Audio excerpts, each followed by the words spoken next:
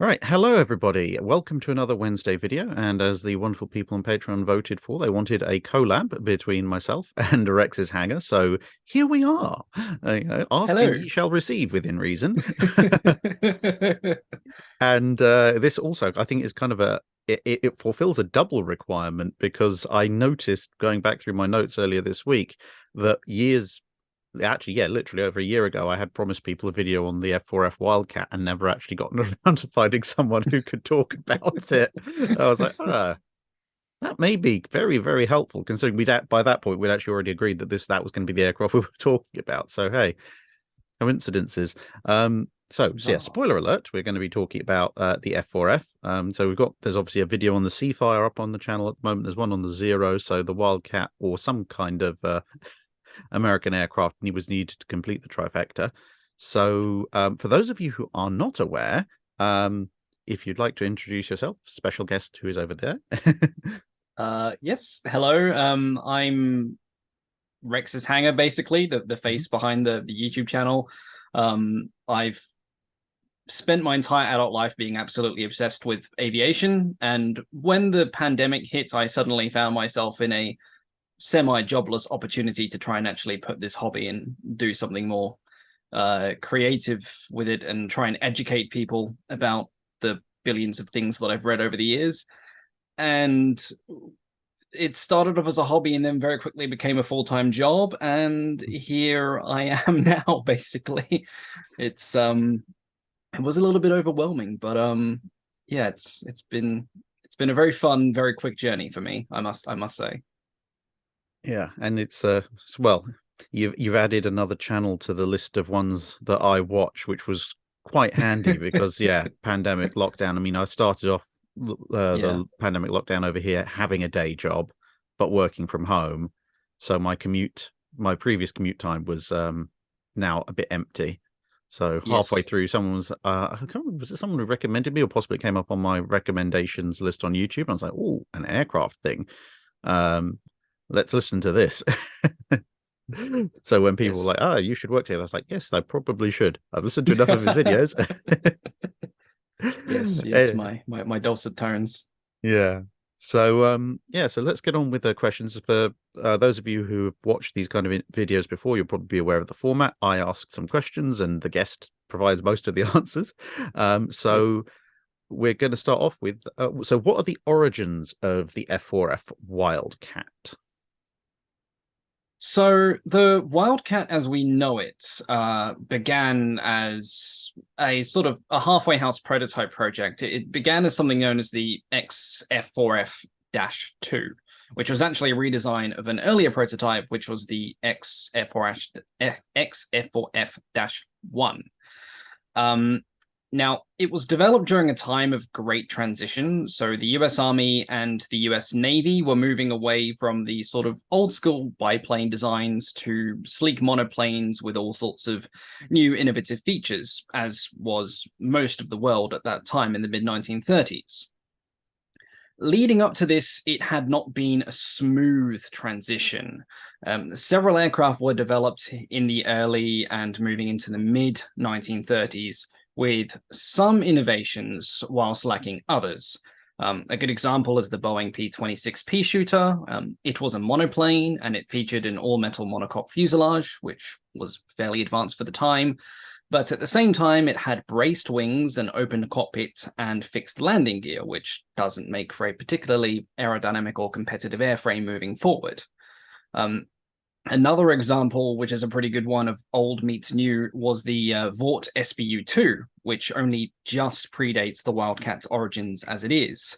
It too was a monoplane design, but it had a cantilever wing, though most of the aircraft was still fabric covered, so only the cockpit and further forward was clad with metal. All of the wings, bar the leading edge, were also fabric. So the leading edge was metal, but everything else was covered in fabric. So again, not exactly a modern, in the sense, aircraft. The first aircraft to actually be properly modernized in the United States were actually bombers. So more attention was paid to the development of bombers, and so they would see this modernization first. The Martin B-10 is by far and away the best example of this, as it practically rewrote the book on bomber design overnight. It was also equal to or faster than all US pursuit fighters currently in service, be that Army or Navy, which was great for people who were very pro-bomber, but rather embarrassing for those who were in the business of building fighters.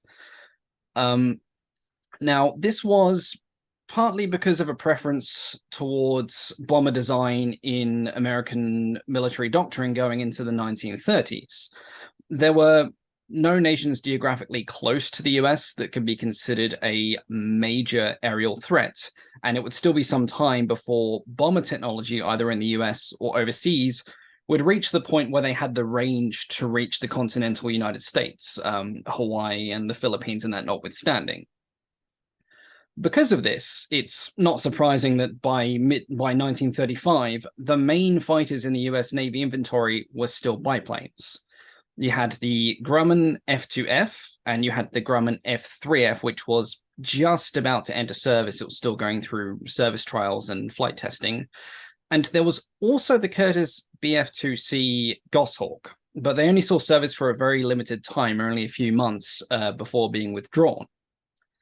So the Wildcat's origins can be found in the F4F because it had been fairly well received despite some issues with stability. And if you ignore the fact that it was a biplane, it was actually fairly modern. It had a retractable undercarriage. It had an adjustable horizontal stabilizer so the pilot could trim it for long distance flights, so it's less work on the stick. And, which is really important for naval fighters, it had a watertight compartment beneath the cockpit, which essentially acted like a buoyancy device, so that when it ditched in the water, it didn't just sink like a stone, basically. There was, however, by 1935, a concern with speed. As mentioned before, bombers were definitely ahead of the curve in terms of development, and rumors were reaching the United States of these fast new prototypes coming out of Europe, things that are leading towards the BF-109, the Hawker Hurricane, and so forth, which made certain people in the Navy and also in the Army very nervous. They weren't as concerned about equal rumors and reports that were coming out from Japanese aircraft development, even though some were now being used in China. At this point, they weren't taking Japanese fighters as seriously as development as seriously as they should. So the main concern at the moment was actually coming from Europe rather than Japan. But regardless, there was a feeling amongst the Navy that their biplane carrier fighters were essentially obsolete and slow by 1935, which was the truth. And this is where we start to see the beginning of the F4F. Now, in 1935, the Navy's Bureau of Aeronautics issues basically a request for aircraft manufacturers to submit designs for a new carrier-based pursuit fighter with an emphasis on performance, particularly top speed. Curiously, in this initial requirement, they didn't specify two things which would come to very quickly dominate the requirements of carrier naval fighters leading up to World War II.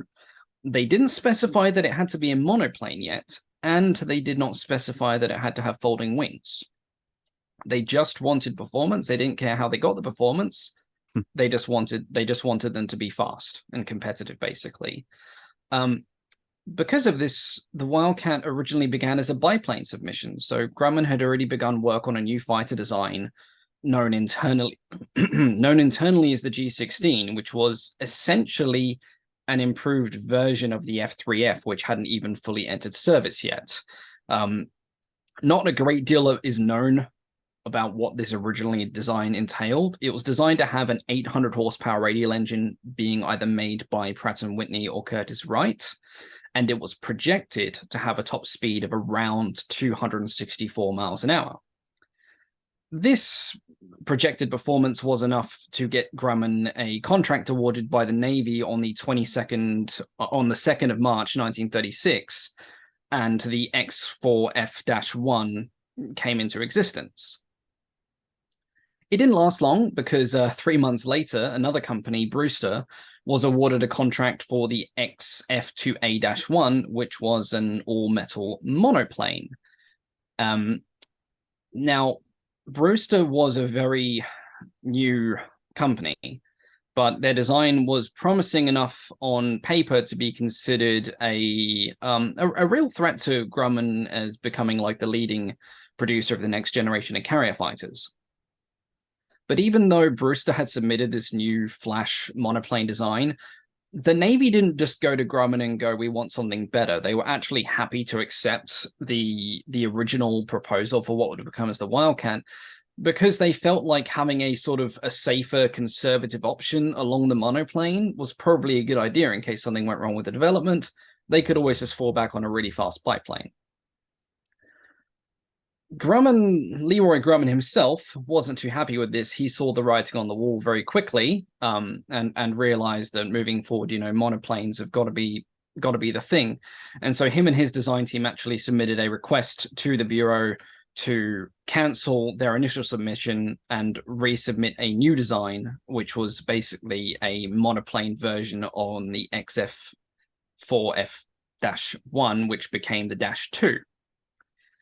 So they have a wonderful way of putting the names for their experimental fighters that always trips me up. But though it was a redesign, it still inherited parts of the original biplane prototype. So the landing gear still retracted into the fuselage, which was something inherited all the way back to Grumman's first fighter, the FF, and the cockpit's location also remained the same. There was a slight change to the nose, which offered better visibility for the pilot.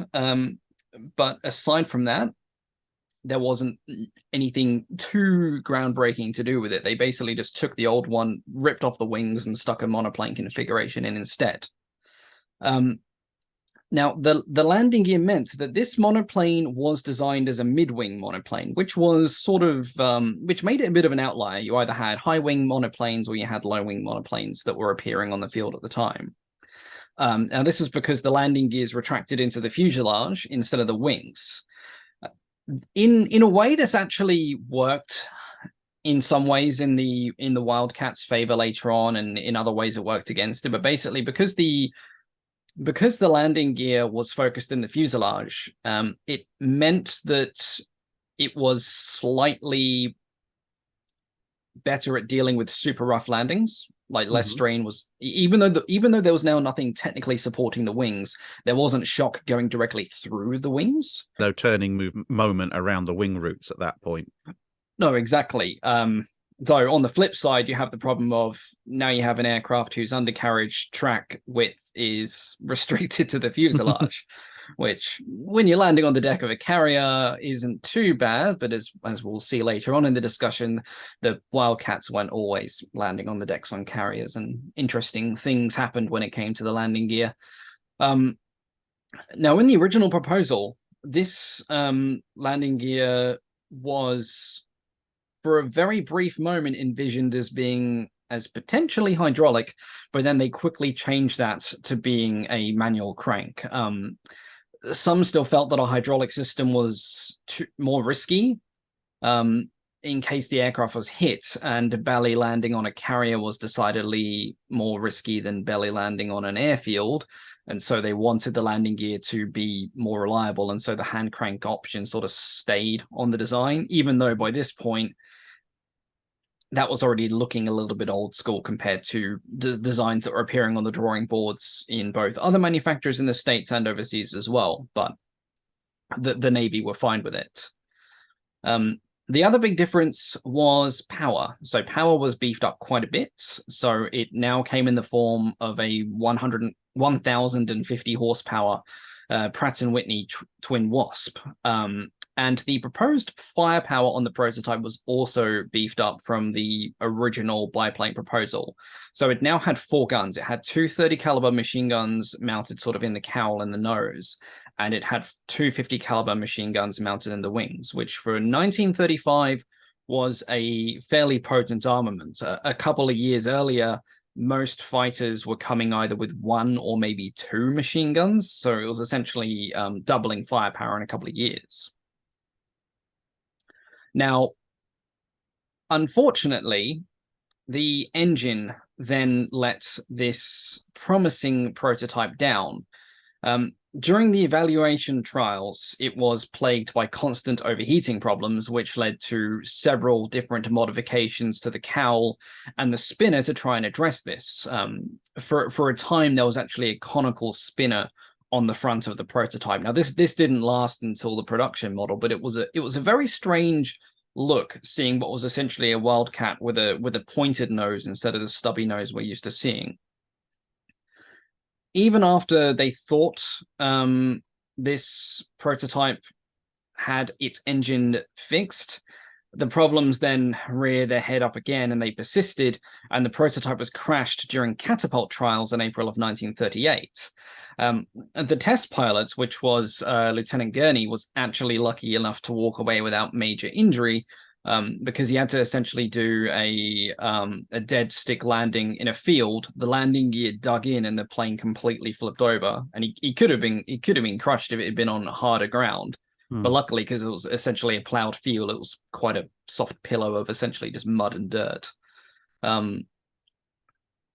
Because of this, and because of a couple of other reasons, this Grumman prototype lost out to the Brewster proposal, which became the F2A Buffalo. The Grumman prototype was faster, with a top speed of 290 miles an hour, but in all other respects at the time, the Brewster submission was essentially better, and the F2A Buffalo was ordered into production instead. Luckily for Grumman, the F4F-2 had showed enough promise that the Navy sanctioned further development, and soon plans were underway to re-engine the prototype with an experimental supercharged version of the Twin Wasp, and the Navy issued a new contract, which would be for the F4F-3, which essentially is the full precursor to what we get as the first production Wildcat. A couple of changes were still made between the previous prototype and this one. So to accommodate the new power plant, the front fuselage had to be reinforced and rebuilt in front of the cockpit, and the wings were also enlarged to keep the wing loadings at acceptable levels. It then had its first flights in February of 1939. After that, it very quickly went to NAS Anacostia for flight testing, because even this early on, there were already warning signs, let's say, that there might be issues approaching with the Brewster Buffalo, and indeed there were several that eventually arose. But even at this point, even after just a few months, the Navy was very glad to have what appeared to be now a promising backup on the horizon.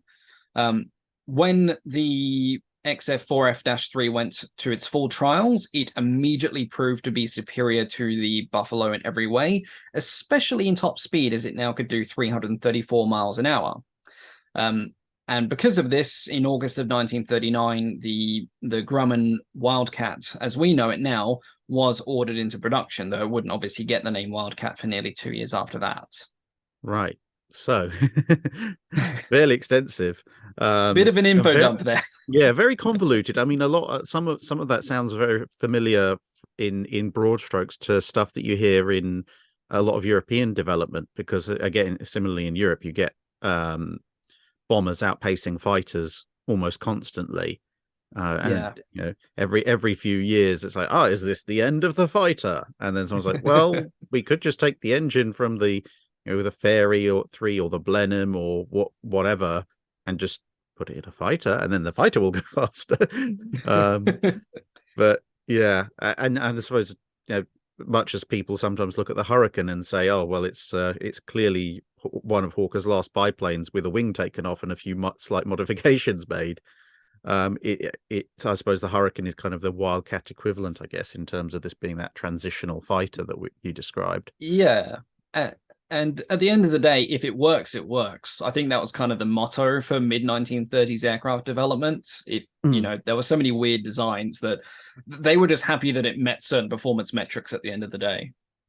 Yeah, and so I suppose at that point, it's now beaten the Buffalo on the second go around. Yeah. How quickly is it going to then be distributed through the fleet, and roughly when does this happen? Well, surprisingly, considering it's better than the Buffalo, not quickly at all. So the US Navy's squadrons, as in frontline squadrons, didn't receive their first F4Fs for just over a year. Now, this was for a few different reasons.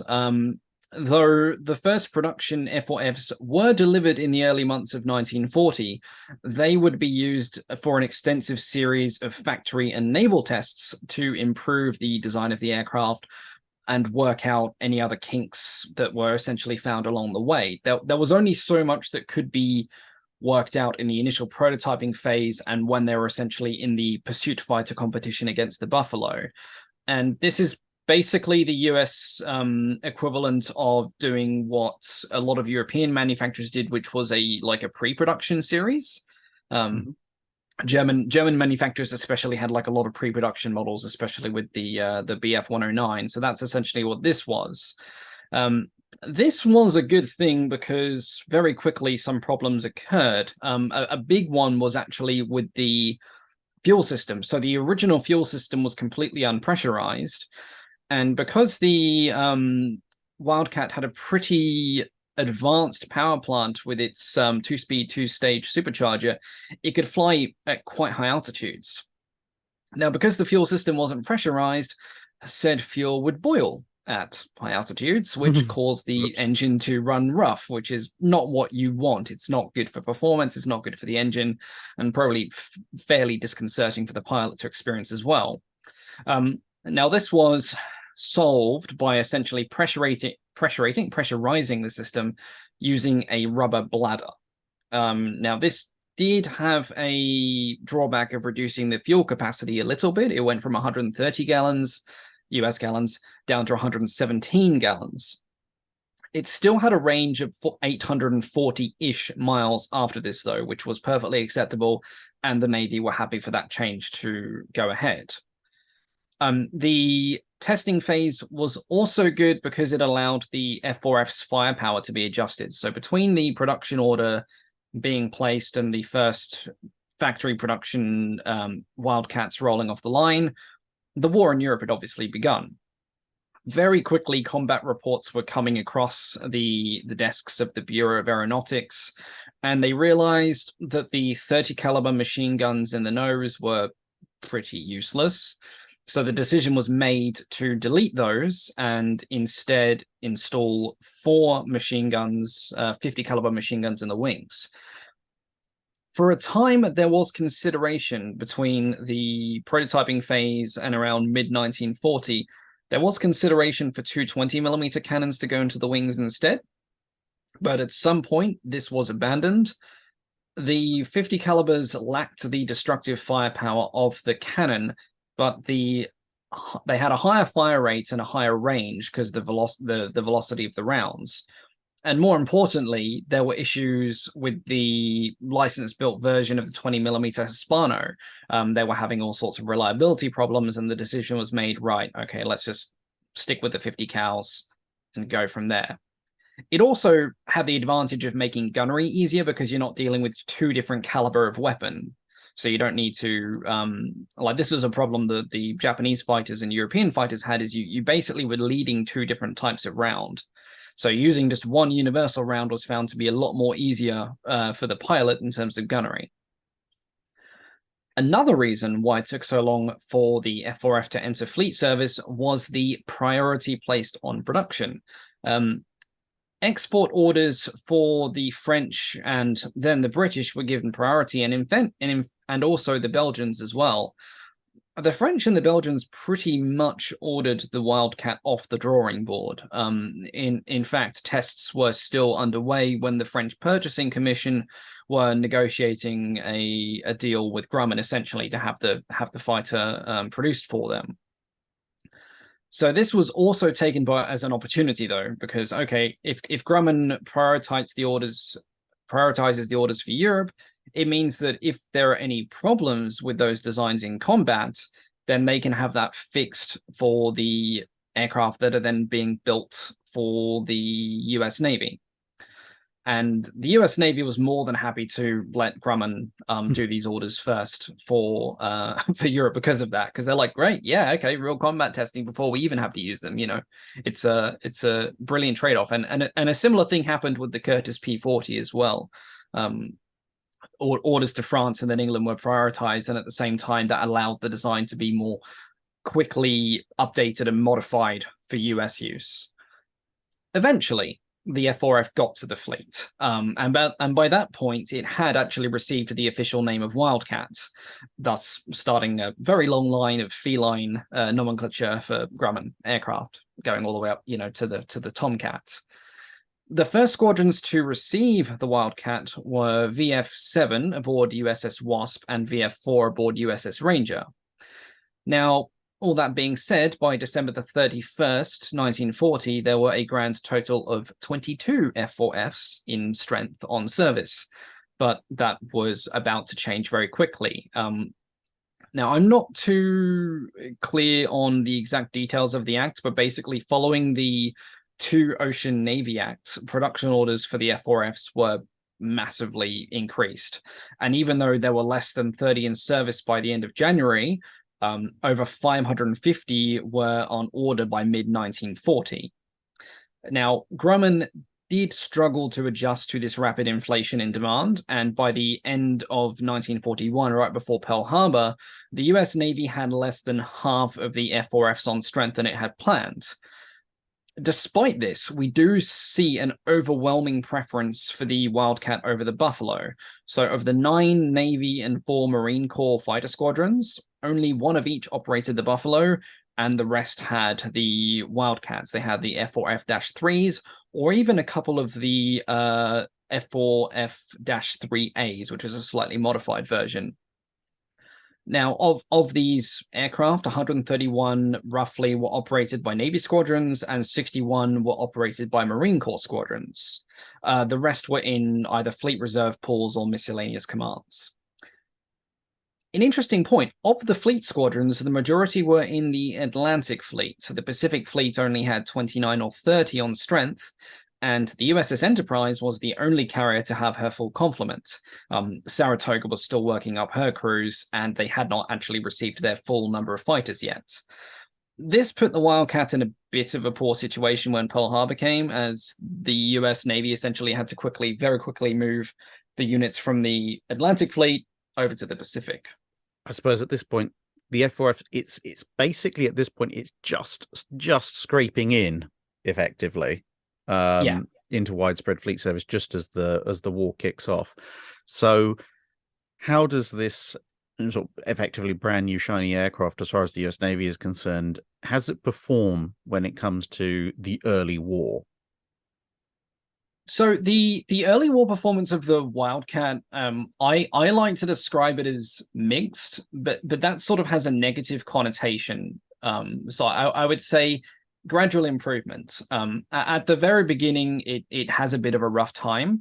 The early performance of the Wildcat, I basically call that 1942, which is the year where it does a lot of the heavy lifting before other more advanced aircraft start coming into the field as well. So 1942 is what I kind of class as its early war service. Mm-hmm. This obviously covers the Battle of the Coral Sea, Midway, and the beginning of Guadalcanal, and of course the immediate battles directly following Pearl Harbor and, you know, Wake Island and all of that.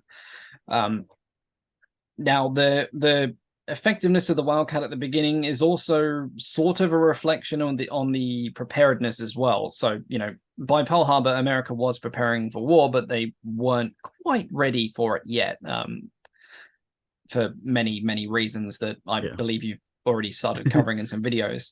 The Marine Corps, the first casualties were, of course, on the ground, Pearl Harbor, and also at Wake Island. So these were the Wildcats of the very unlucky but also very famous VMF 211 Squadron of the Marine Corps.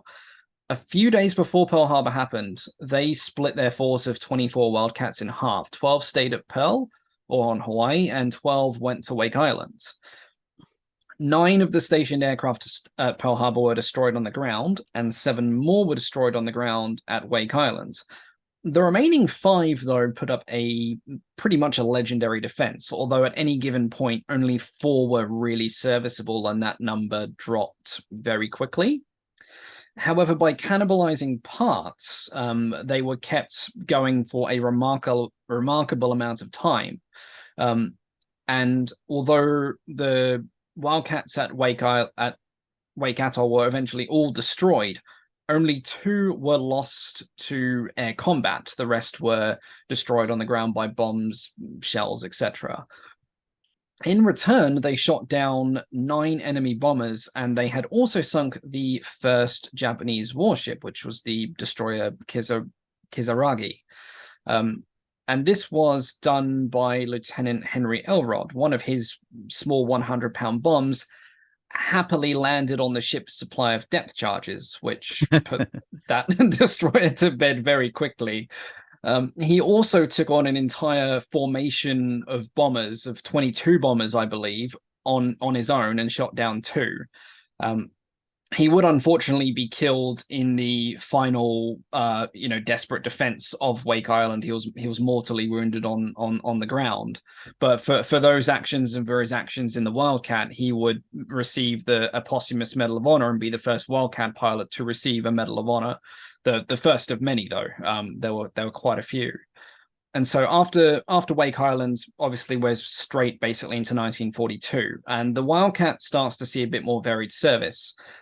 Before the actions of the Coral Sea, they either performed defensive patrols or strafing missions when Yorktown and Enterprise made some long-distance strikes, particularly at the Marshall Islands. Most of the action was essentially just shooting down or chasing reconnaissance planes. It wasn't anything too grand. So at this point, it could almost be considered an aggressive working up period for the crews, because they weren't yet being swarmed by Japanese fighters. And so a lot of the Wildcat pilots got some very necessary early experience, and this was needed because come the Battle of Coral Sea, this is when things start getting a lot more intense, a lot more interesting for the Wildcat pilots very quickly. Now, during the Battle of the Coral Sea, the Wildcats were hampered by a few things. Inexperience, poor weather, and I don't like to use the word poor command, but I would say poor tactical decisions. Now at Coral Sea, you had two main Wildcat squadrons. You had VF2 aboard Lexington, and you had VF42 aboard Yorktown. The first day actually went pretty well for the Wildcat. So before everything properly kicks off, there was a kind of a game of hide and seek going on at the beginning of Coral Sea, and both the strike groups essentially found targets, but not the ones they were looking for. The Japanese happened upon a fleet oiler and Task Force 17 strike group, who were looking for Shokaku and Zuikaku, instead stumbled upon poor Shoho. And we all know how that goes. The TBD Devastators from Yorktown did their job. But along with them, there were 8 Wildcats, and this is where we see the first proper fighter-on-fighter action with the Wildcat. So the carrier set up a small mix of A5Ms and a couple of A6M0s as well after the torpedo bombers. Because they were going for the torpedo bombers, the Wildcats had a huge advantage, and so this first large fighter-on-fighter confrontation ended resoundingly in the Wildcats' favor, and Ensign Walter Haas became the first US pilot to shoot down a Zero. And in this first engagement, the Wildcats all returned safely, so they suffered no losses in this first engagement at the Coral Sea. Later on that day, they did lose a single Wildcat when the Japanese did their retaliatory strike at twilight. But I think at that point, the weather was hampering both sides. So it was more of a skirmish in the dark by the end of that. The next day, things get different very quickly, and the Wildcats suffered a lot more, or more specifically, Lexington's Wildcats suffered more. The Wildcats from Yorktown actually did pretty well. That they fought bitterly to protect the bombers from BT-5 they were escorting, but they came against the enemy fighters with not much of a disadvantage other than numbers. Lexington's Wildcats had the disadvantage of being dispersed by really thick cloud cover, and the escort leader was flying the formation far too slow. When the last thing you want to be when you're fighting against Japanese fighters, particularly Zeros, is slow. To add insult to injury, all of their escorts torpedoes missed, and in the ensuing melee, where the Zeros came in with an altitude advantage as well as a speed advantage, 3 Wildcats were shot down. So it was kind of a tit-for-tat trade-off in the first 2 days. And then, of course, Lexington gets hit, and 9 Wildcats are destroyed when it's crippled. And so by the end of the Coral Sea, VF2 was homeless, the carrier being sunk, and VF42 was no longer combat ready, both due to losses they gained on the second and kind of third day, and also because Yorktown was heading back for urgent repairs. In this first confrontation, the pilots of the Wildcats, to say they received a shock from what they encountered with the Zero was probably an understatement. A lot of the senior officers had still doubted the reports that had been filtering through at this point on just how potent the A6M was. And this bit them a bit at the Coral Sea, and this also hurts them a bit at Midway as well. But diverting a little bit, the first Wildcats that were at this fight at the Coral Sea specifically, they suffered more than what they should in some of these early engagements due to some initial drawbacks in the design. So this was the first production iteration, which was the F4F-3. These had limited armor plate protection for the pilots, and there was no protective glass in the front of the canopy at all. And these early models still had the telescopic gun sights, which weren't particularly well liked by their pilots. Like as soon as the reflector sights came in later on, they were basically singing its praises for days on end. Some pilots did like the telescopic gun sights, but overall, it was a very niche use, and in an intense dogfight, it was not good.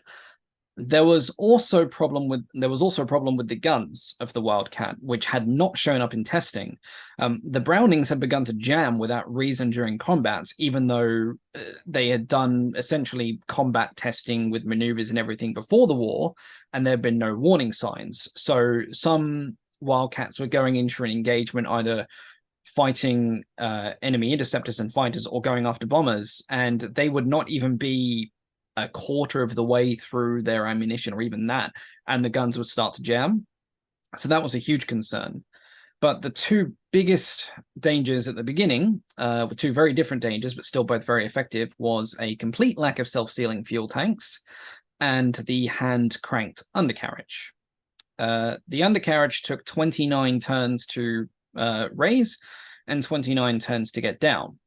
And this resulted in a lot of accidents because not only did you have to crank it, but when you're getting the landing gear down, you need to put a bit of force into it because it had a tendency to not lock in place, and that obviously caused a lot of accidents on carrier landings because these planes are brought down pretty hard, and if you've got a undercarriage collapse, it's not pleasant. And sometimes this could actually cause a sort of there were a couple of cases that I read where the undercarriage had collapsed on landing, and you know sometimes how when a carrier aircraft catches the first arrestor wire and sometimes the wire breaks and they have to go for the next one, because it's collapsed, the plane is essentially bounced, and then it bounces over the wires and then it goes off the end of the carrier.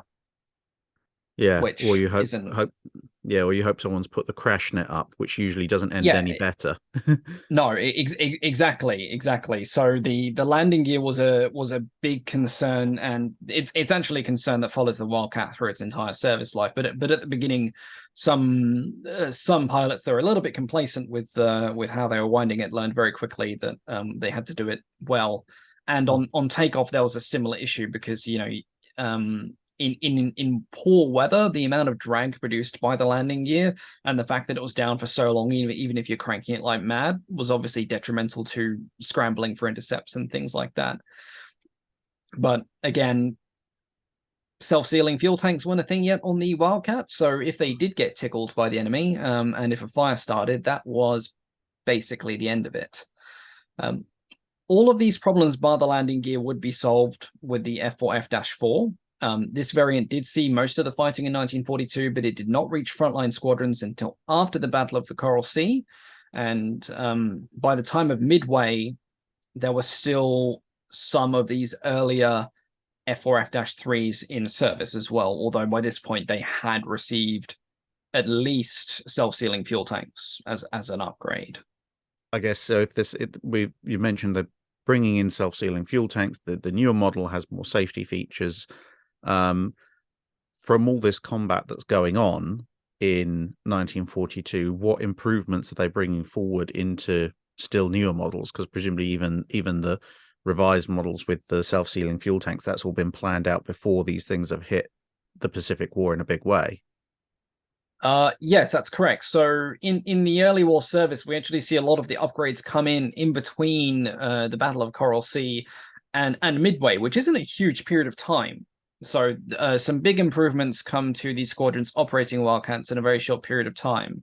So first, the -3 variant, which is the variant that's mostly in the field, received field upgrades not long into its service, based on reports from pilots and the crews. And the first thing that they did was install self-sealing fuel tanks. Just a few days into the war in the Pacific, the Bureau of Aeronautics actually placed a change order to have these installed in all -3 Wildcats. Though, of course, this couldn't all be done at once, and so some of them didn't have those tanks when they went into combat, and they obviously suffered. But the ones that did fared a lot better. Unfortunately, the very early self-sealing fuel tanks had a problem as well, and they tended to shed rubber into the fuel mix. And rubber in a fuel mix is not really ideal, and so quite a few Wildcats were then lost at sea due to engine failures, which again was a problem that was later on rectified. But for a short time, some Wildcats are trading one problem for another. The gun jamming issue was also fixed relatively quickly. So it turns out that this was a problem that occurred when the Wildcats were fully loaded. So during training and during testing, the Wildcat was never properly put under tests with a full load of ammunition. They were always running either half or quarter. Now, a full load of belted 50 caliber ammunition would shift about in the trays it was housed in the wings when the plane was put through hard maneuvers. This basically caused sometimes the guns to be misfed and jam. And the solution was very simple. They basically just installed dividers in the trays that housed the ammunition, and immediately the problem was solved. So just a little bit of sheet metal essentially fixed the weapon jamming issue, which made a lot of pilots very, very happy very quickly. Now, during this time, it isn't an improvement, but it is a different version of the Wildcat that is worth noting. There were concerns for a brief period of time that they weren't going to be able to get the two-stage supercharged unit for the engine in the numbers that the Navy needed. And so the Navy ordered Grumman to test an F4F-3 with the -90 version of the R1830, which had a single-stage supercharger. Now, this was designated as the X F4F-6, and its flying characteristics were very similar to the regular version, though it was a little slower at high altitude by about 10 to 20 miles an hour. But overall, the performance disparity wasn't as bad as they thought, and they immediately placed an order for 95 of these aircraft as the F4F-3A. Now, 30 of these were then assigned to go to Greece, and the rest were dispersed with the US Navy and Marine Corps, but I'll get to the Greek ones later. The next big improvement that we see is a brand new variant, which is the -4, which was basically a major redesign of the -3. It did have quite a few improvements. In appearance, it stood out in two ways. It had 6 wing-mounted machine guns, and it now had folding wings.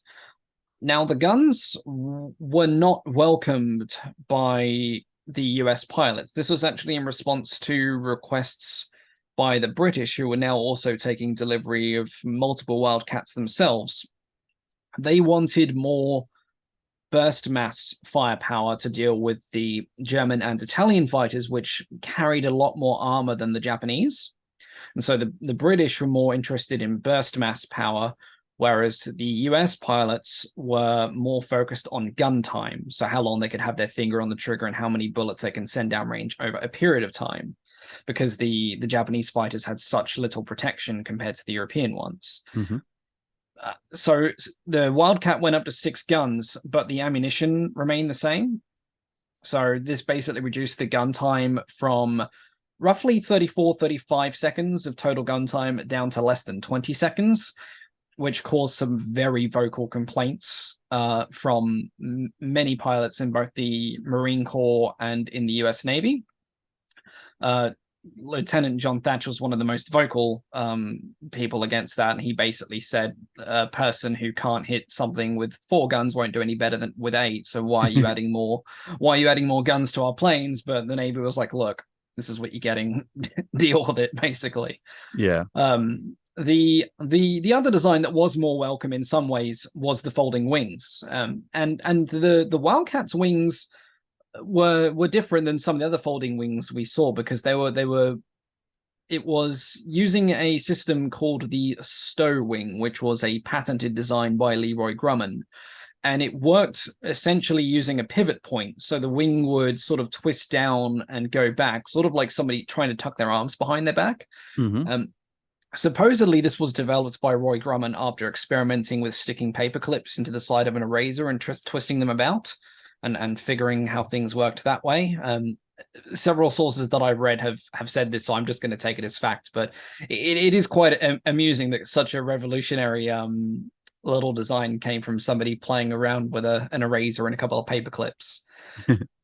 Now, this system was originally designed to be hydraulically powered, but very quickly they realized that the added weight of the system was considered far too much, and a manual system was then used instead. So basically, there were like locking pins and safety things in place for when it was in storage. They bring it up onto the deck, and then the crew would have to manually unlock the wings, fold them into place, not get their fingers trapped in the gap. Mm-hmm. Very, very important health and safety thing there. It seems to be a recurring thing with the Wildcat, where like, we could do it hydraulically. Nah, we'll do it manually. It is a hugely recurring theme with the Wildcat, actually, yes. But of course, the big benefit of the stow wing system was it reduced the space to reduce the required storage space for the Wildcat by half, which meant the carriers could double their complements. It also meant that you could squeeze 2 Wildcats onto a single elevator on the carrier, which meant you can get them up onto the deck more quickly. This was a huge advantage over the Coral Sea, and to a degree over the situation which we see in Wake Island, because one of the key takeaways that we get from Coral Sea and not Wake Island, Midway, sorry, one of the big takeaways was that there weren't enough fighters aboard the US carriers.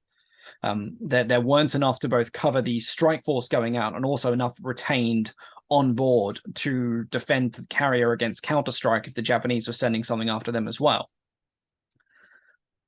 So that was a huge advantage. And the last major advantage of the Dash 4 model was they, of course, like the late models of the Dash 3, they offered more protection. So the self-sealing fuel tanks and the additional armor was added as standard. And this also included a bullet-resistant windscreen.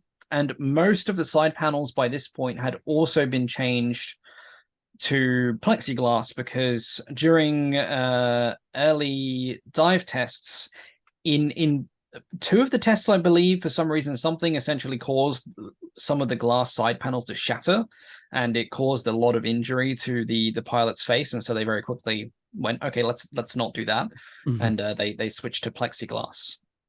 So by the time we get to Midway, a lot of these Wildcats are now the newer Dash 4 variant, or they're the late upgraded version of the Dash 3. And obviously they go on to considerably more success and phasing out the Dash 3 relatively quickly once they get online.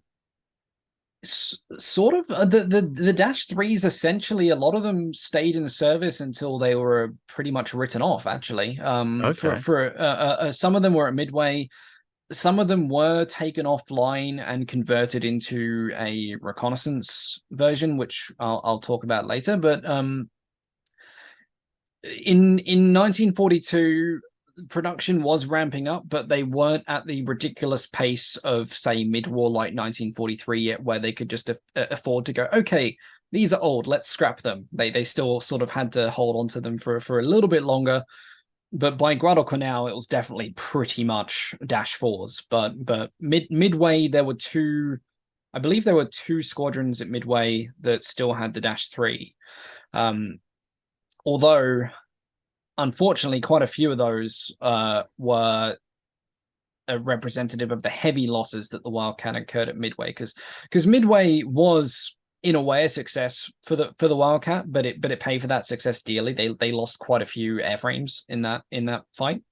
So I suppose this also, you see, whether you mentioned with the wing obviously allowing them to stow more aircraft, that helps a lot with when you see the makeup of US Navy carrier wings, because they go into the war with this kind of 1/3, 1/3, 1/3 approximately split.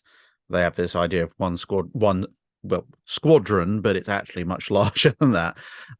Yeah. But as time goes on, the fighter complement grows considerably larger, and gradually it grows so large that even the strike aircraft numbers start to come down. Although you then start to get a little bit of a flip on that right towards the end of the war, obviously, when there's not really that much air opposition. But it's kind of I guess it's a twin upgrade, if you like, because the fighters are obviously smaller than a Dauntless or an Avenger, so you can get more of them per deck space. Plus, you've got, we're sacrificing a few strike aircraft. Plus, you now have the folding wing, which allows them to fit even more in, which is quite useful. Yeah, and this is also, I guess, excuse me, sort of reflected in Midway a little bit, because the number of fighters going on carriers also made up for, I guess you would call the deficiencies of some of these strike groups that went out during Midway, because it was very mixed results. Some did really well, but obviously there were some cases where things did not go well, and so having the extra fighters on hand to then deal with the Imperial Japanese Navy's counterattacks less took away the sting from those sort of missed opportunities as well. And also later on with Guadalcanal. So the fact that they were just able to get more Wildcats on the decks was a huge benefit. And also by Midway, and definitely by Guadalcanal, the other thing that's becoming really certain is not only could they fit more Wildcats on their carriers, but more Wildcats were coming back because pilots were learning how to use them. And also the Wildcat's ruggedness, now that it had the self-sealing fuel tanks, that was sort of its Achilles heel right at the beginning. But once it had that and the armor, the Wildcat became this rugged truck of a plane that could just tank so much damage in comparison to its opponents. And between Midway and Guadalcanal, that was a huge morale boost, not only for the existing veteran pilots, but also for the new green pilots that were rotating into both the Marine Corps and the US Navy.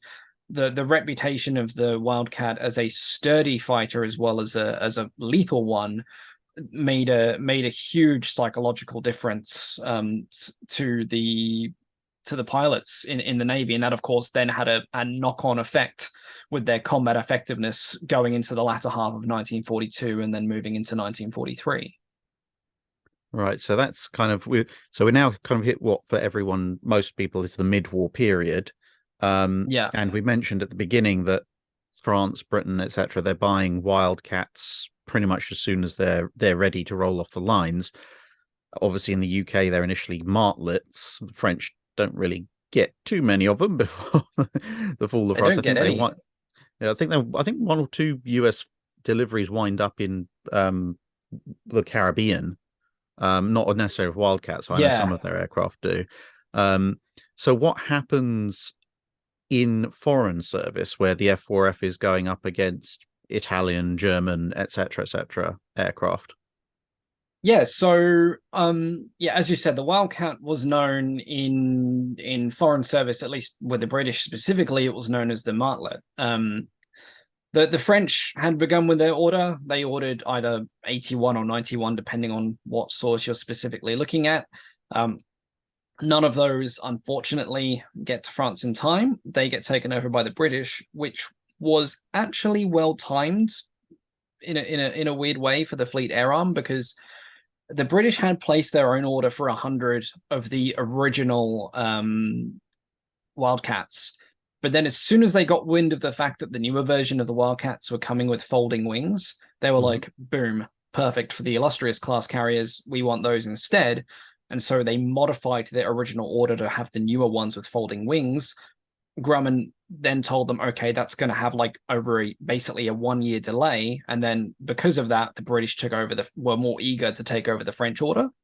Mm-hmm. It did come with a couple of issues at the beginning, because the French Wildcats had to be sort of reconverted to work for the British, because the French had the throttle reversed.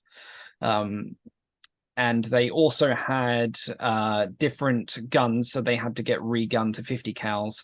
And then the first, I think, dozen or so were for a very long time flown with metric instruments, because they literally arrived with French metric instruments. And so the people that were good at calculating were given those ones, basically, because they're like, right, can you convert from imperial to metric quickly? Because if you can, here, have this plane. But these first martlets, the Mark One, weren't in frontline service with the Fleet Air Arm for very long at all, because they came with the problems of the earliest versions of the Wildcat as well. In total, the Fleet Air Arm would actually operate 6 different variants. So you had the Martlet 1 through to the Mark 4, and then the Wildcat 5 and 6. In 1944, they stopped calling it the Martlet and just switched to Wildcat, and retroactively that was applied to the old marks as well. In service with the Fleet Air Arm, the Wildcat was really generally well received, compared to it got more of a mixed reception with certain US pilots, but with the Fleet Air Arm, it seemed to have a much warmer reception in foreign service than it did with the US Navy. One thing that was I've seen in a lot of books and notes is a lot of the Fleet Air Arm pilots were struck by the physical size of the Wildcat, because they were used to things like the Blackburn Skewer and the Fairey Fulmar. And then you've got what is essentially like this big, chunky, cylindrical plane with a big brick of a radial engine in the front. And so some of the early pilots were, I would say, either awestruck or intimidated by the sight of the Wildcat when they first saw it. And of course, being a radial engine, it produced a very different sound as well. It kind of the equivalent of parking a Ford F pickup truck next to, say, like an MG Roadster or something like that. Yeah.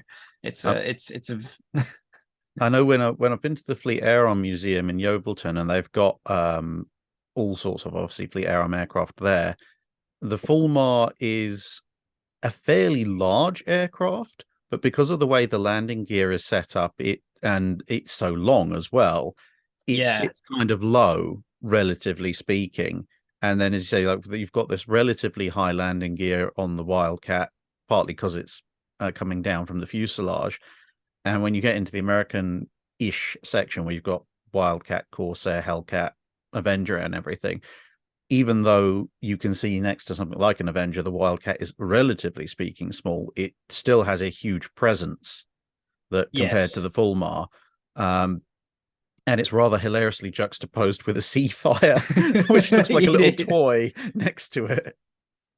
It is, and that also is a thing that a lot of Fleet Air Arm pilots, in interviews and in books I've read, especially remarks by Captain Brown, who had some really good opinions on the Wildcat, is it was such a different thing to what they had, or to what they were planned to get, because when the British were first getting the Martlet, the Seafire was still very nebulous, and it had quite a few false starts, And so they were sort of going, okay, I'll be getting it, I'll be not, and then all of a sudden, boom, big American plane is suddenly rocking up on the fleet air arm. They're like, okay, we have this now. So it was not originally intended to be a long term thing for the fleet air arm, but it ended up serving with them for the entirety of the war. And as I said, overall the pilots quite liked it. One of the big benefits of the Martlet was its ability to land well on a carrier, notwithstanding the narrow track undercarriage, but everything else about it was really well suited to carrier landing, because to begin with, it was designed straight up as a carrier fighter. It wasn't designed to be like two rolls rolled into one, like the Skipper, for example. And you could bring it down very quickly. So I know with the Seafire, it was quite floaty coming down. Whereas with the Martlet, if you cut the throttle on that, it wasn't staying in the air for very long. And so they go in for their carrier approach, and as soon as they were ready to plop it down, they cut throttle, and essentially this thing just comes down like a brick, which looks a bit alarming from a spectator perspective, but for a pilot it's great because you know exactly when that arrestor hook is coming down. Speaking of which, that was another thing they really liked, because it had a sting hook, so the hook was right at the back of the tail and not under the belly, which made it a lot easier to come down on the deck of the carrier as well. On the flip side, though, when it was operated by land bases, the undercarriage proved problematic, particularly if there was a crosswind going. There were high risks of ground loop incidences, and quite a few ground loop incidences happened. So on sea, it was pretty good. When it was operated by squadrons on land, it was a little bit less popular, if only because it didn't handle as well on the ground. But once it got in the air, they were fairly happy with it, aside from having to hand crank the landing gear. There were a couple of other complaints aside from that. The early ones had the deeply unfortunate habit, and this seemed to be more common with the Martlet than it was with the American ones, but they had a habit of venting carbon monoxide into the cabin, which not really very helpful. not good. And this plays into another problem, is it was very uncomfortable to fly the Martlet with an open canopy. It basically caught the wind in such a way that it caused really strong sort of buffeting for the pilot, and there was no provision to jettison the canopy during an emergency, which it sort of goes against one of the other really big strengths of the Martlet and the Wildcat is they were really good for ditching in the sea. Because they were a mid-wing plane, the first thing to hit the water was the bottom of the fuselage, not the wings. And that actually it did enough to soften the impact so that you didn't get things like folding wings and all of that. And it basically is made for a more stable dead stick landing on the sea. The buoyant section under the cabin also helped a lot. But if they were landing with the canopy open, which was often usually a good idea because you didn't want it to jam if your plane does start sinking, because they couldn't jettison the canopy, and because it was a sliding canopy, if they landed with enough forward momentum, it could basically force the canopy shut again. Whoops. And then if the mechanism breaks or locks or something, you're essentially then in a floating tomb. So that was one particular drawback to it. But from what I can see, it didn't happen too often with them that ditched, although there were some reports of the canopies coming back over, which was, of course, disconcerting for the poor pilot that had just ditched in the Channel or in the North Sea or in the Atlantic. I guess the best way to describe how the Fleet Air Arm felt about the Martlet in its service throughout the whole of the war was they compared it favorable with the other main sort of one of the other main carrier fighters that was making an appearance, which was the Sea Hurricane.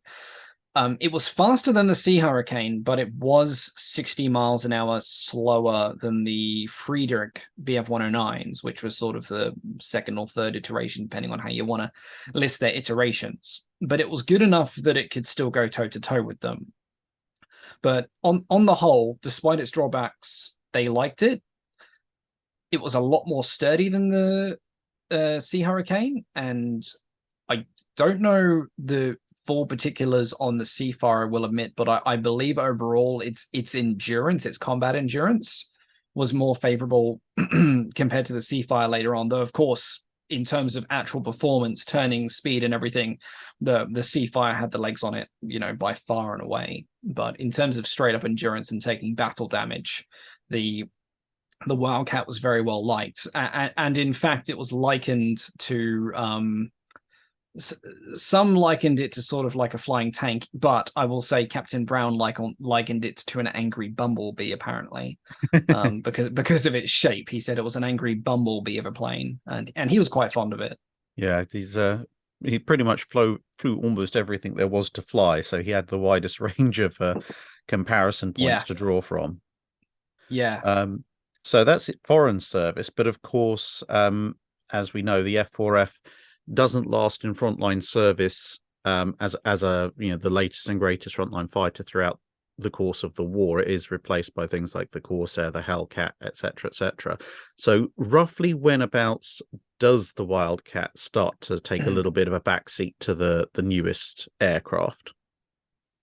From a purely calendar perspective, the spring of 1943 is where we start to see the F6F, which is the successor, and the Vought F4U Corsair begin to appear. Now, work on the F6F prototype had begun way back in the middle of 1941, so they knew it was coming for a while.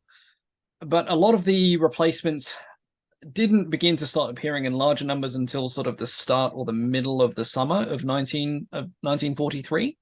Mm-hmm. That being said, when the replacements were coming in, the Wildcats were still seeing a lot of action, a lot of combat, right up until the days that these individual airframes were pulled out of rotation and their crews sent back to train up on the new planes. Some people were doing sorties at Guadalcanal, repelling bombing raids on Henderson Field one day, and then the next day they were then going off to be rotated back for training on the F6F. So because of that, it was a gradual change because the Wildcats were still being kept so busy. Also, because both the F6F and the Corsair were, like all new aircraft, were encountering teething problems, much like how the Wildcats encounter teething problems. The August 1943 is where we see the last Wildcats withdrawn from frontline duties in the Solomons. But even though they had been outclassed by newer aircraft in the last 4 months leading up to this, so sort of from April until August 1943, Wildcat still claimed nearly half of all US Navy and Marine Corps victories for the first 8 months of 1943. They were kept incredibly busy. Following this, the last F4Fs to see any service in dedicated, air quote, frontline squadrons were those of VMF-11 and VMF-441. They were replaced by Corsairs in January of 1944. They were further east out in the Pacific, so they weren't sort of right in the thick of it. They still saw the occasional sortie, but it was mostly against reconnaissance and like the large Japanese flying boats like the H-6K. That was their fare rather than the Zero. But even though the Corsair and the F6F were now the new frontline fighters, the F4F would remain in active service right up until the end of the war. The main reason for this is because these newer fighters were better, more advanced, faster, but they weren't able to operate from the smaller escort carriers that were now being fielded in growing numbers. And so the Wildcat basically got a second lease in life in the mid and latter part of the Second World War because they were still needed. And in some ways, I still think this qualifies them as frontline service because some of these escort carriers saw a lot of action in 1943, 1944. And this made the Wildcat the only US Navy fighter to see service from Pearl Harbor all the way up to VJ Day, something that's only matched in the United States by the P-40, which is a pretty impressive achievement. So technically, from like a frontline perspective, they start taking a backseat in mid-1943, but then they sort of essentially hop into the seat of another vehicle and start doing frontline stuff in a completely different way, rather aboard fleet carriers and more sort of scattered across the huge number of escort carriers that the Navy started fielding.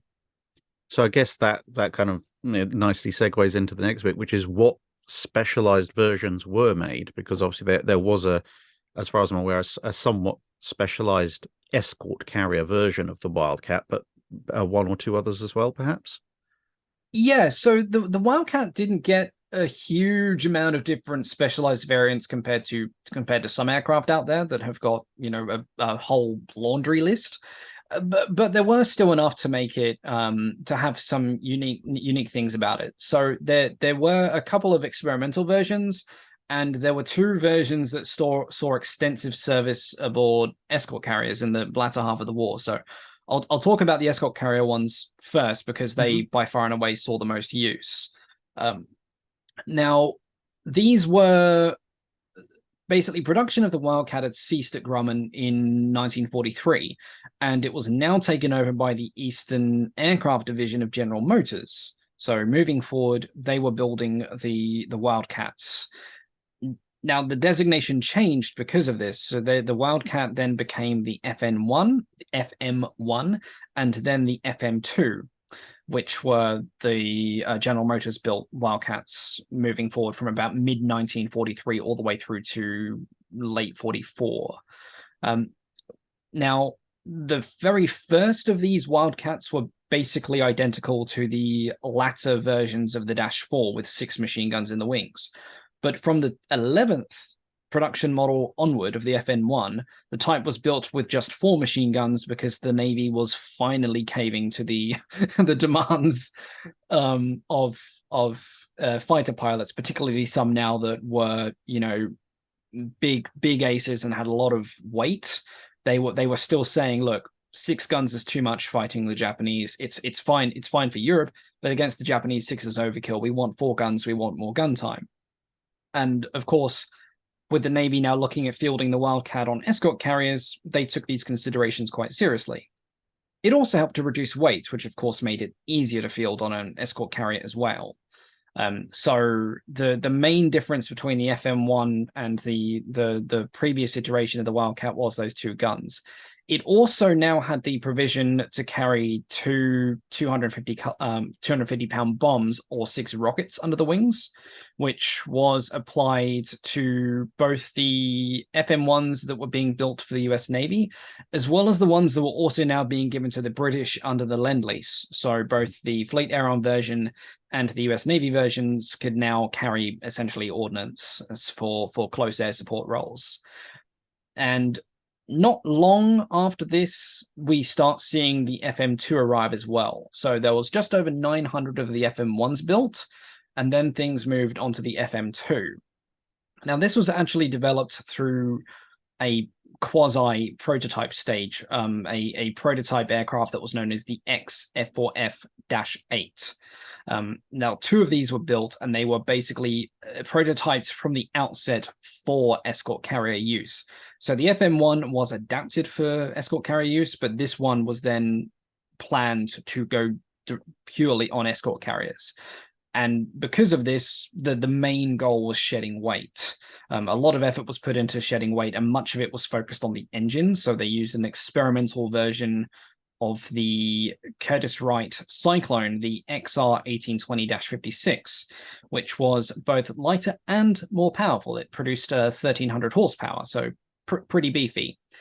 It did only have a single-stage supercharger, so it cost some performance at high altitude, but this was considered acceptable as the use of escort carriers would usually have its aircraft at lower altitudes anyway, particularly if they were, say, supporting amphibious operations and doing ground attack. So that wasn't a huge loss. From a aesthetic perspective, the FM2 was visually distinct. So it had a more narrow, round, had a narrow and round-corded cowling, which slightly changed the profile of the nose. So the nose looked... I'd say it's criminal to say that the nose looked slimmer, but the nose technically was slimmer, but it was still a big nose. But you could see the difference on it. But the best way to recognize it was the fact that it had an enlarged fin and rudder on the tail, and this was to cope with the increased torque of the engine to maintain lateral stability. Now, in flight testing, it did very well. It was only slightly faster than the Dash 4 variant, but it climbed 1,000 feet per minute faster. Its range was greater by over 100 miles. And because it was 530 pounds lighter than the Dash 4 variant, it was considerably more maneuverable. So it was a triple win in the Navy's books. And production was ordered very quickly. So the first FM2 rolled off the line in mid-1943, and by mid-1944, the plant was making over 200 per month. And by the end of 1944, just under 3,000 had been produced. They built 2,890. So quite a lot of these escort carrier specific ones were made, and these were obviously divided between the US Navy, Marine Corps, and obviously, some also went to the Fleet Air Arm as well. In terms of how they served, they were usually in composite squadrons alongside TBM Avengers. But I'll probably talk about what they did a bit more in a little bit, because I'll quickly touch on the two other variants of the Wildcat that were made as well.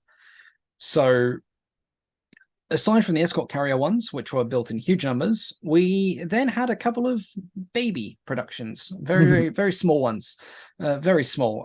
So the first were a couple of different photo reconnaissance versions of the Wildcat, which for people that I guess don't do a lot of research into aircraft, a lot of people expect like a reconnaissance plane being sort of like a twin engine, but sort of light high altitude plane. But a lot of fighters were used for photo reconnaissance on both sides. I mean, a heap of Spitfires were used, for example. And the same thing was applied to the Wildcat. So there were two versions. The first one was the F4F-3P. This was a decidedly short-range tactical reconnaissance plane because the camera gear took the place of the reserve fuel tank, which I think some pilots would have found mildly inconvenient if they misjudged the range of their mission. Now, for these first ones, these were essentially field modifications. So the Dash 3P was added retroactively to sort of encompass the whole group. There were 18 in total that were converted to this. Usually it consisted of a 30-inch focal length camera that was installed in the lower starboard section of the fuselage, though that did vary slightly in what equipment was in there. Now, these were mostly used by Marine observation squadrons, and they saw service in the New Hebrides in 1943, and at least two were used during the invasion of North Africa by VF-41. So they were good there because their short range wasn't an issue. But when it came to the main theater that the Wildcat was being operated in, which was the Pacific, losing a reserve fuel tank was probably not the best thing, considering you've got hundreds, if not thousands, of miles and kilometers between major islands, targets, air bases, etc.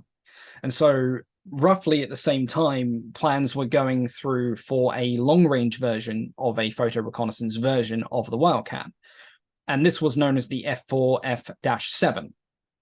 So basically, Grumman took a Dash 4 Wildcat, removed the wing folding mechanism, and then they had the wing modified and sealed to serve essentially as a giant 555-gallon fuel tank. So the plane was basically a bomb with a camera strapped onto it, which it gave it range, but I wouldn't have liked to have been in a hostile environment with that. But amazingly, these were used smack in the middle of the Guadalcanal campaign.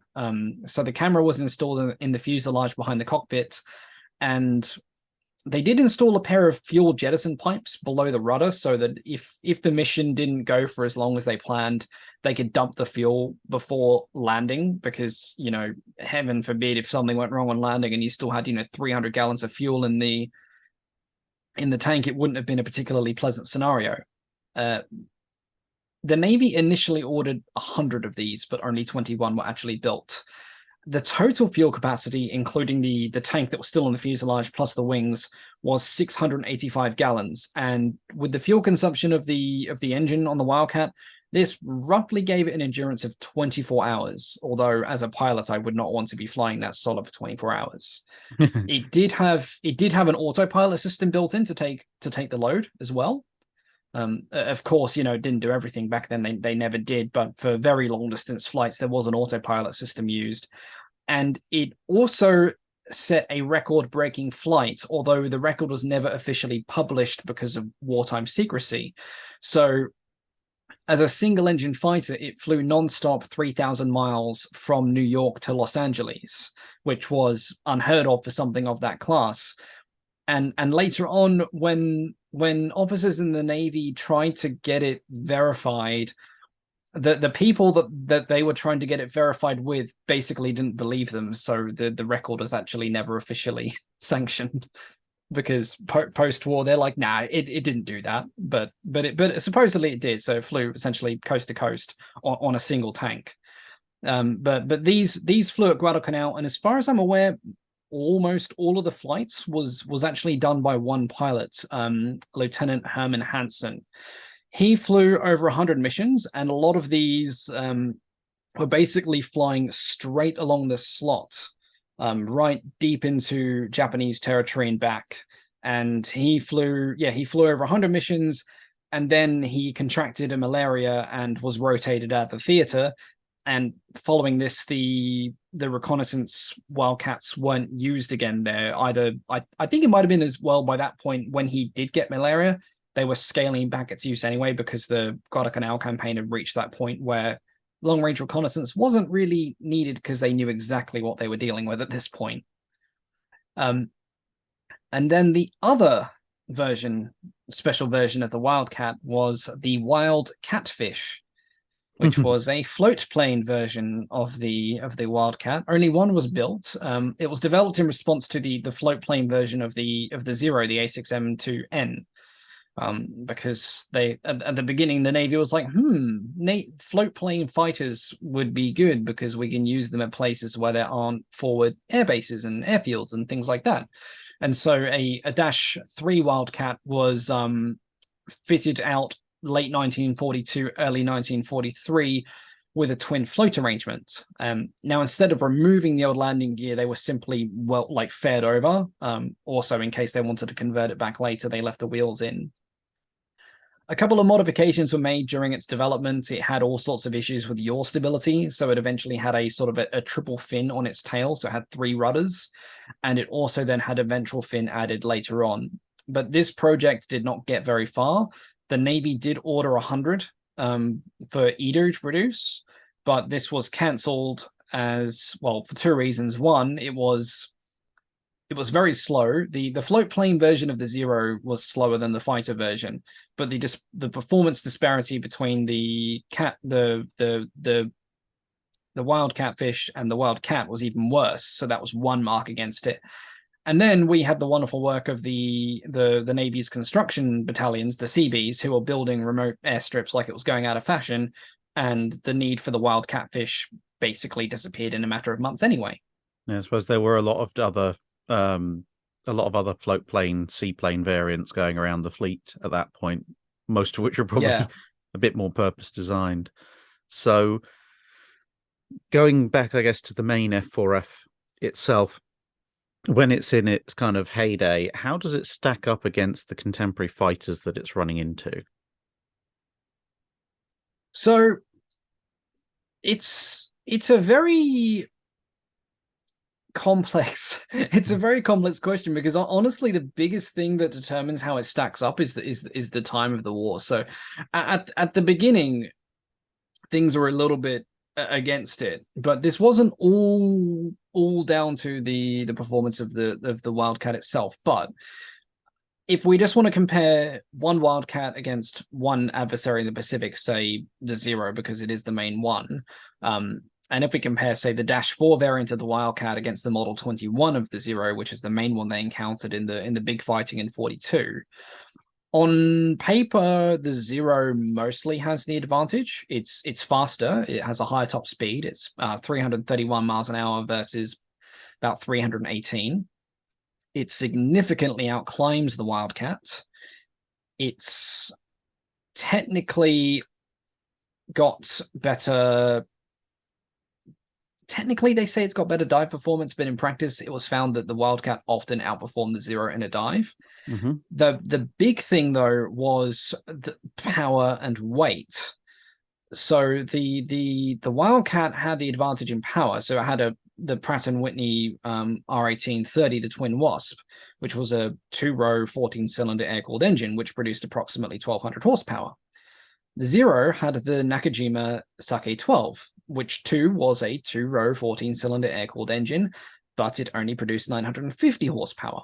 It also had a less sophisticated supercharger arrangement. So when the Wildcat entered service, its power plant was very advanced. It was the first fighter to use a dual-stage supercharged system. And it was a dual stage and dual speed system, whereas the Zero had a single stage, single speed supercharger, and it produced much less power. On the flip side, though, the Zero was considerably lighter, so its unloaded weight was around 3,700 pounds, and the Wildcat's loaded weight was just over 2,000 pounds. Unloaded weight was 2,000 pounds more. And when you're looking at loaded, ready for combat, the Wildcat weighed just under 8,000 pounds, whereas the Zero was 5,300 pounds. So it's a big difference in weight, and that obviously has a huge impact. Also, the Zero had a much longer range, and so it obviously carried more fuel. As that fuel was burned, the Zero would obviously get lighter. And so in a lot of these dogfights, the Zeros were carrying less fuel than the Wildcat as well, which then compounded the situation even further. So on paper, you've got the Zero, which is far more nimble than the Wildcat. It's faster in a straight line. It'll outclimb it, which is a huge benefit to both offensive and defensive flying. And on paper, it looks like in a lot of ways the Zero should absolutely wipe the floor with the Wildcat. But we, of course, know that is by far and away not what happened.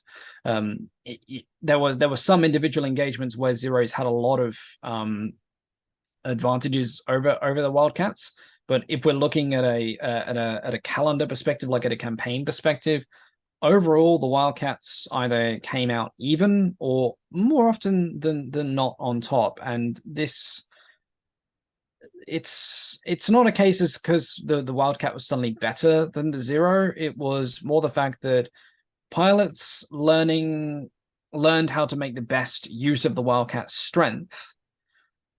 Additionally, the Wildcat was far stronger than the Zero when it came to taking damage. I mean, if you put a dozen or so rounds into a Zero, you've got a really good chance of starting a fire, whereas a Zero could put hundreds of at least machine gun rounds into a Wildcat and not do much. Another really big thing that affected the face-off between the Zero and the Wildcat in 1942 was doctrine. So at the beginning, the doctrine was hugely in the favor of the IGN because, for one, they had a large number of battle-hardened, combat-experienced pilots with a lot of hours under their belts, particularly from those that served over the skies of China and then doing a lot of other stuff as well. This also sometimes hurt them because some of their pilots were quite overconfident. But on the whole, the experience was the big thing. Now, US Navy pilots weren't completely inexperienced by any means.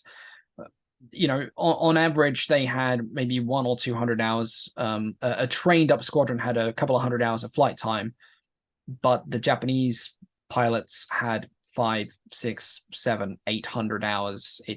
You just can't compare them. And also the way that the planes were used was different. So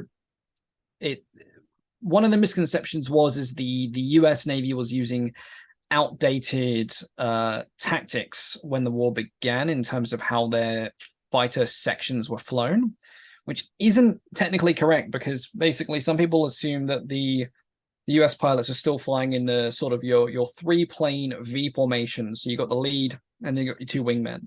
Mm-hmm. By the time Pearl Harbor happened, they've already switched to the 2 aircraft section. So you've got a lead and a wingman. And the reason they did this is they wanted more flexibility. If you're in a traditional V position, it's more difficult to get the whole section moving cohesively through maneuvers.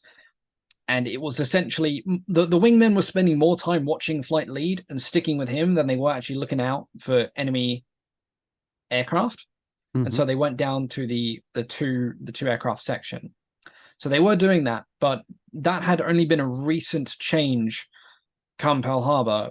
And so they were still working out how best to make use of this. Pilots were getting used to the new two pilot section, but because they were still new to it, they were still learning how best to use it. And in the early fights between the Wildcat and the Zero, particularly in the fighting in the Coral Sea, sections were sometimes broken up in the heat of the fighting. And this then played into the Japanese tactic of mutual support, which is the Shotai.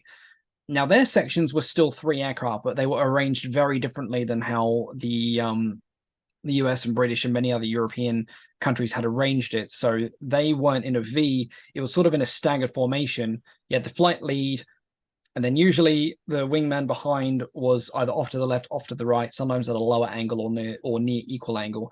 And then further back, you had the third wingman who was on the opposite side at a much higher altitude, watching the first two.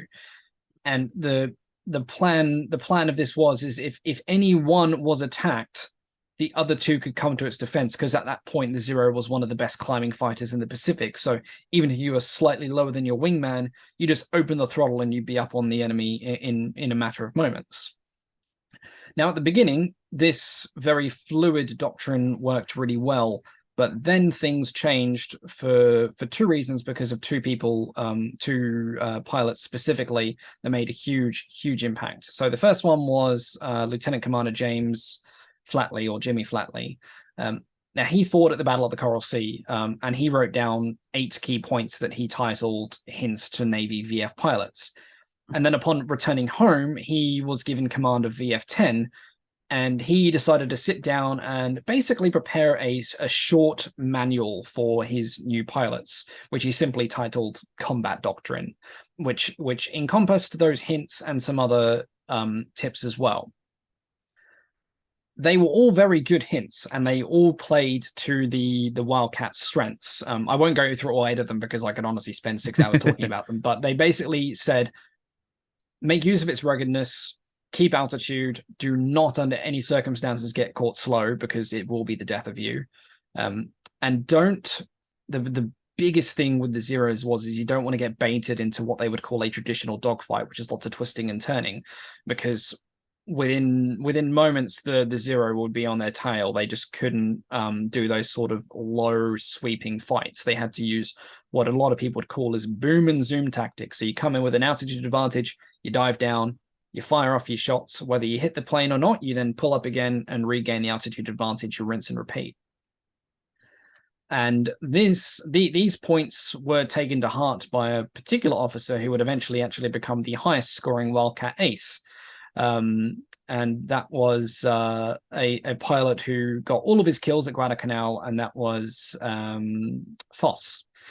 So his squadron actually got known as Foss's Flying Circus because of their attention to maneuvers and tactics, which is sort of quite amusing, because basically somebody connected in World War One, the flying service of von Richthofen obviously paid a lot of attention to maneuvers, and they applied that to this guy at Guadalcanal, because this particular squadron, which was VMF 121, was so religious to the teachings and what they've been taught, and they became very effective. And he himself got 26 victories at Guadalcanal by the time he rotated out. The other really big thing that affected the Wildcats' effectiveness against the Zero was a defensive maneuver called the Thatch Weave, which the name Thatch Weave wasn't the original name. It was a name given to the maneuver later on. But Lieutenant John Thatch came up with this maneuver before America was actually at war with Japan. So leading up to Pearl Harbor, he'd read an early intelligence report about a new, highly maneuverable, scary Japanese fighter. And he realized that this thing would outclass the Wildcat in a dogfight if they used the current tactics that were being used. The only real advantage that the Wildcat had over the Zero in his eyes was the fact that the Wildcat had far more firepower. So he came up with a new tactic to exploit this. And basically, the thatch weave was you had two sections of two. So you had the two flight leads and the two wingmans. They basically be flying along abreast with a fair amount of distance between them, but not enough to be out of visual range. And if one of these sections was attacked by a Japanese fighter, they would turn into the other and thus lead the Japanese fighter into a head-on conflict with the section that wasn't being engaged, which would then force the Japanese fighter to either do two things, either carry on and risk a 4-on-1, or obviously, break off and try and climb away. This was tested at Midway and proven to work, and though eventually some would figure out ways to best it, the thatch weave remained a very popular dogfighting tactic for years, and it actually saw a resurgence in the Vietnam War as well.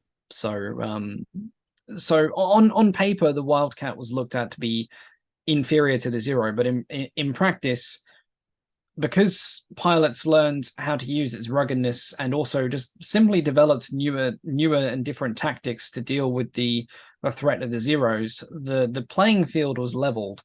And this leads into the dominance of 1943 when the F6Fs and the Corsairs come in. By this point, the Wildcat had bled a lot of the veteran pilots out of the Imperial Japanese Navy because their training regimen was so strict that they could not replace their pilots in the same way that the US Navy could. And that was already being felt near the end of 1942. And coming into 1943, you really started to see that. So that's kind of its heyday. Yeah. And how it's stacking up at that point.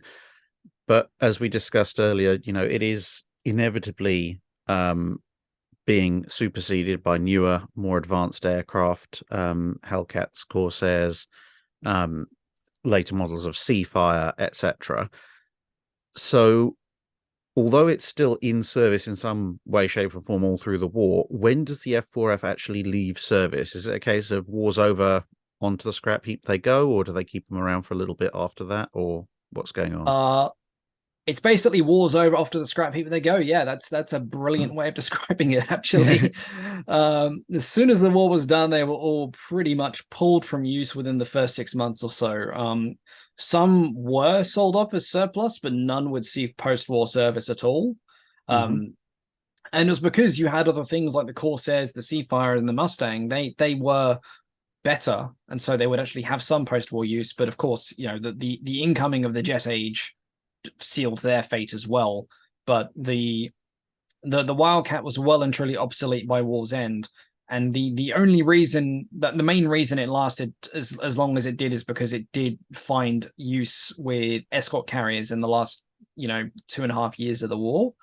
But yeah, they left service very abruptly. It wasn't a case of a slow death or anything like that, but because they left service so abruptly, and because some were sold in surplus and some were put into storage, it did happily mean that we have quite a few surviving examples today, at least, which is the flip side of it, because a lot weren't sort of pottering along into the late 40s and 50s, not being maintained and then crashed or things like that. Some were just straight up slapped into museums or bought by collectors, which is why there's a lot that are around. There's over a dozen airworthy examples at least, and there's a lot more static display ones as well. Yeah. But in terms of their service, it basically was just a clean break at the end of World War II. Boom, you're done. Goodbye. Fair enough. Well, that's fairly abrupt, as you say. It's probably fairly good for the long-term survivability of them in museums, because there are aircraft that soldiered on a little bit after the war and tended to end up in scrap heaps in the early 50s. And there are very few, if any, of them still around. So yeah, I suppose that brings us to the last question, which was, there are obviously, with anything that serves for a particularly long time in conflict, there are going to be some rather interesting myths that come about. Are there any interesting myths about the F4F that you think we should set the record straight on? I wouldn't say myths. I actually had to do a lot of digging on this, because I very quickly discovered that a lot of the stories about the F4F, and I was like, these are annoyingly accurate. Why are there no mistakes in these stories? So I had to do a lot of searching, but there weren't any particular huge sort of controversial myths about the F4F, but there are some assumptions that I think some people might incorrectly make if they only have sort of a surface level knowledge of the F4F and the use of aircraft in the war, particularly in the Pacific as well. So despite popular belief in some circles, the F4F was not universally well liked by its pilots in the US Navy. Some people sort of labor under the impression that the F4F was really well liked because it gave them a weapon to combat the Zero after like the shock of it turning up at Pearl Harbor and then at Wake. Whereas in reality, it only gave them a edge over the Zero after a lot of very painful lessons. And a lot of US Navy and Marine Corps pilots just flat out did not like the F4F. It was sort of like Marmite. You either liked it or you hated it. And it came down to how I guess pilots liked to fly. A lot of pilots liked it. As I said earlier on, Thatch was a very vocal opponent of the F4F, which I find funny because he before he was in the F4F, he was in the Brewster Buffalo.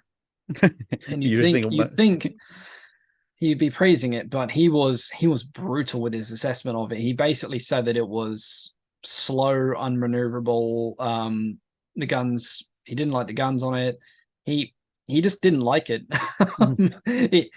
to put it bluntly. And I think a lot of the dislike it gets from those who didn't like it in the US Navy anyway came from the change in how aircraft were designed, because before the F4F and before the Buffalo, all of the aircraft were, biplanes, and the way you fight a biplane is very different than how you would fight and fly a monoplane. Biplanes are a lot more nimble because they're a lot more slower and have a slower turning circle. So I think a lot of the not hate, but a lot of the frustration that the US Navy pilots found with the F4F might not have necessarily been because of its drawbacks, but it would be a symptom of the teething problems of adjusting to entirely new ways of flying and fighting an aircraft. I definitely think that some people might over exaggerate its capabilities against the Zero as just a straight up fighter. Like as I said before, doctrine and tactics played as much in that as the fighter itself. Some people just straight up seem to sometimes believe that the Wildcat was superior to the Zero, whereas on paper it obviously wasn't in a lot of metrics. Another small thing is how I mentioned earlier on that the undercarriage wasn't a particularly shining part of the Wildcat. And some people think that it failed a lot because it was weak. It didn't fail a lot because it was weak. It failed a lot because it refused to lock in place. This was demonstrated very well in Guadalcanal when an F4 pilot of the Cactus Air Force happened upon a G4M bomber. He had no ammo left in his guns, so he cranked down the landing gear and essentially engaged in hand-to-hand combat with the bomber, and just kept essentially just dropping the landing gear on the top and on the wings until he eventually damaged enough that he forced the bomber into the ground, which was a very good demonstration of the landing gear working perfectly, if only it did when they landed. And I guess the other sort of myth to dispel about the F4F is the fact that some people think it became useless when the Corsair and the F6F Hellcat came along. It certainly wasn't useless, and indeed on a per day basis, the Wildcat did not see its most active days until that very brief period at the Battle of Leyte Gulf. For an actual numbers perspective, it was basically the busiest day for Wildcats, because there was at Leyte, there were 228 Wildcats across 14 or 16 escort carriers that were involved in the big early heavy air engagements, and it briefly became the most intense period of aerial combat for the Wildcat in the entire war. And this is long after the supposed, time of the Wildcat had passed. And between October 1944 and the end of the year, one squadron actually racked up 61 and a half victories in what was supposedly a completely obsolete and out of date aircraft. So it definitely carried on as a full on fighter right until the end of the Pacific War. Mhm.